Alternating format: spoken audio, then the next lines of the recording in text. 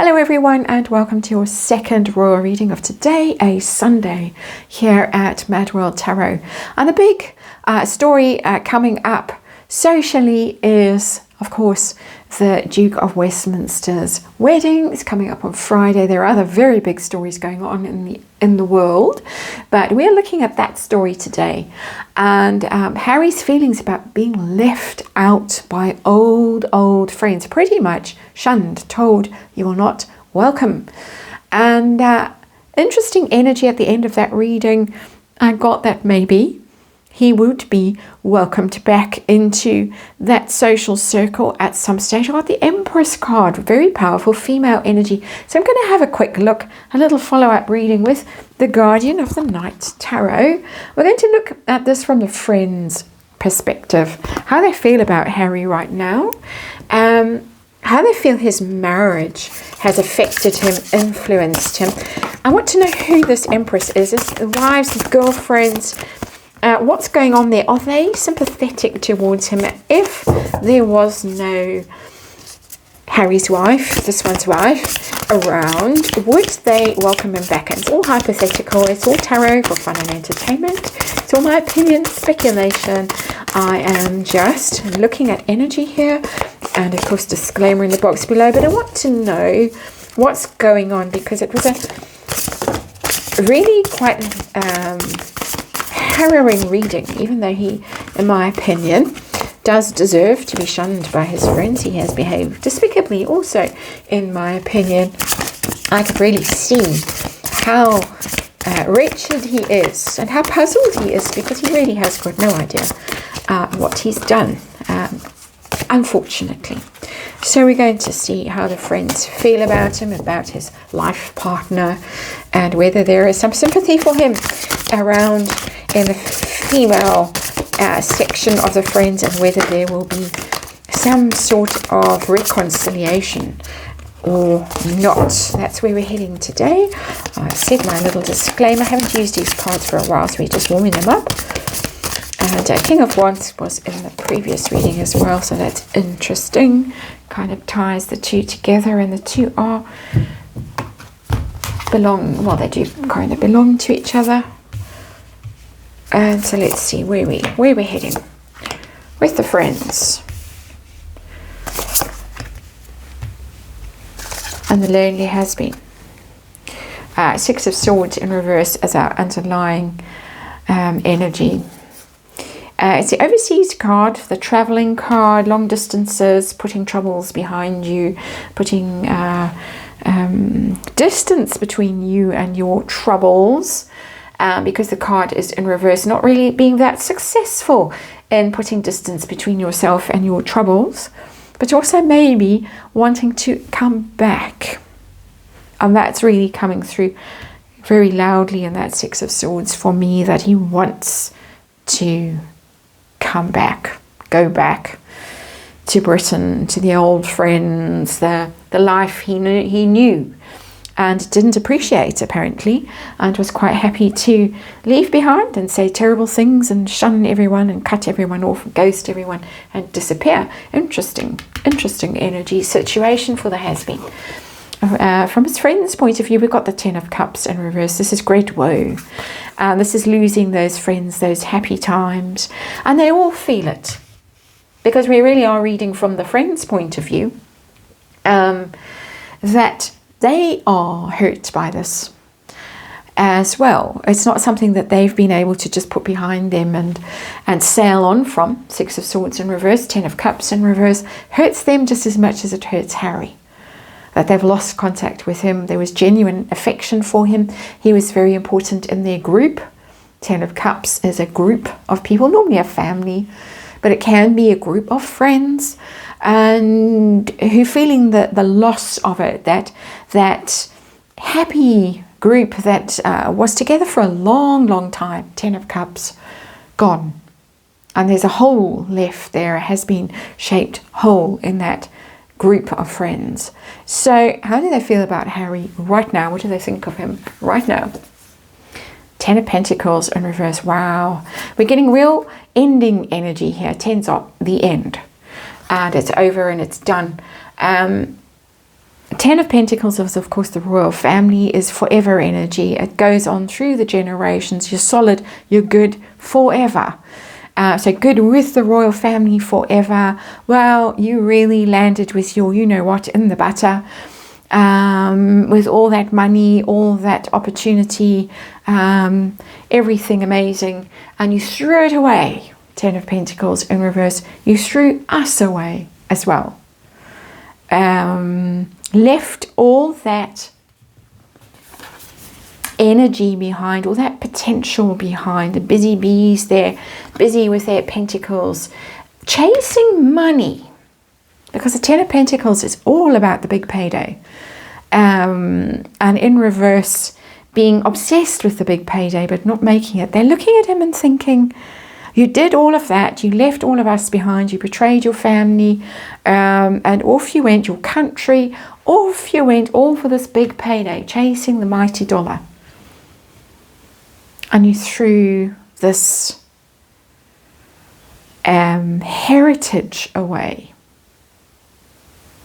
because that's what the Ten of Pentacles is. So they're not looking kindly on him at this point, let me tell you. They miss him. They're sad. Ten of Cups in reverse, Six of Swords in reverse. But they're looking at him and thinking, you idiot. You've pretty much bankrupted yourself, morally and financially, all because of. Next question. What do they think of his marriage, the influence of his wife on him and his life choices? What do they think about that? Yeah, again, the big payday. The Wheel of Fortune. Risk-taking energy, gambling energy, going for that big payday, the Ten of Pentacles. And these are people who have their own Ten of Pentacles. These aren't people, living from paycheck to paycheck like the vast majority of people, if they're fortunate enough to have a paycheck. These are people who are extremely affluent, and so would look with some disdain at a prince chasing the almighty dollar, Wheel of Fortune. It's giving me Chancer vibes, it's giving me gambling vibes, it's giving me grifter vibes. Let's use that word that was used so powerfully by the Spotify guy when describing Harry and Meghan. And then the other one chipped in and called them talentless. So they became known as talentless grifters. Off to seek his fortune, dragged along by herself, but happy to go along with it. Happy to go and try his luck somewhere else for the big payday. For the fame and the fortune. It's coming to me as fame and fortune. Already one of the most famous people in the world, one of the most popular people in the world, without having tried to try too hard, but he was seduced by this, the glitz and the glamour, and off he went. The friends see it. So tell me about the Empress energy that we got in the last reading. The women in this situation, what do they think? Are they ready to forgive? Are they going to be the ones that convince the old friends, the old school friends, the old army mates, the old whoever, forgive him, he's just Dumbo. You can't make this up, can you? It's the Empress again. And it's shown up again, but now it's shown up in reverse. They're not there yet. They're not there yet. I'm getting lashings of contempt in that card. And I think that why two women are showing up in that energy. The women are thinking of two women. Very specifically, they're thinking of the late Queen and the way that Harry and Meghan treated her in her last years and how they made her life a living hell. And that is not just my opinion, it's many people's opinions. And they're also thinking of the Princess of Wales, Catherine. So I think that the Empress in the previous reading is going to be up to Catherine. She gets the deciding vote. And she might get the deciding vote if the wife is no longer around, and she might, out of compassion, open the door. The door might creak open to let him back in. But these women, the wives and the girlfriends and the whoever's, the female friends, because of course there are female friends in the friend group as well, they're having none of it. Absolutely. They are very hostile towards him. The Empress in reverse, no love lost there. None. So interesting. Well, I hope you find it interesting. I find it interesting. Outcome for the has-been. Assuming that there is no wife, hypothetically, Meghan finds a billionaire to marry, Rupert Murdoch, sixth wife. I think he's marrying his fifth wife this week as well. It's a busy week for weddings, for billionaires getting married. Sadly, not for me. But what's going to happen? Hypothetically, if no wife, we've got the Knight of Wands in reverse. They're still going to view him as dodgy. It's bad news. The Knight of Wands is fun Harry when it's upright. Party guy, entertaining, in reverse, hot-headed, too volatile, too angry, the ginger prince, literally, with the wands, but unpredictable, volatile, bad news.